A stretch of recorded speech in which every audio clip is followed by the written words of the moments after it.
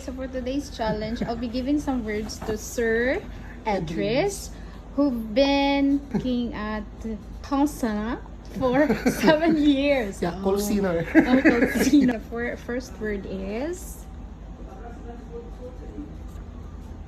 Debris. Na siya. it's actually debris. Debris. And let's have the next word.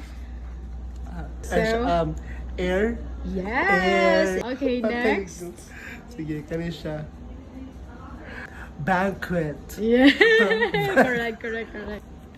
Sige. Kani siya. Sam. Yay! Next word. Kani. Honest. Yes, very good. Honest. Honest. Ano siya? Silent. H. Yes. Honest. Yay. Okay, next word. Kani. Gisita mi sa mo ang language coach. Ingon siya kay Kwandang. Sutherland. Yes. It's Sutherland. southern. Dapat kawas daw.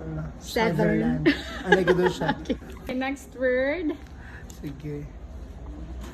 Ay, kalimutan ko ay. Mishap. No. Mishap. Mishap. Mishap. Mishap. Ay, kani. Okay. Mortgage. Mortgage. Mortgage di ay. Yeah, silent. Mortgage. Okay, next word is. Kani siya. Canoe. Yeah. Next one. Ay, kani siya. Again. Kudate. Correct. Coup d'etat. This one. Vis-a-vis. Vis-a-vis. Vis-a-vis. Okay, let's have this one. Kani siya. It's common in Ay, West. kani. Et cetera. Et cetera? It's etc. Maulag gid ako. This may be easier than the others. Kani tricky kani siya. Yes. Very tricky. Untoward. Yes, correct. Untoward. Toward. Okay. Okay, this one.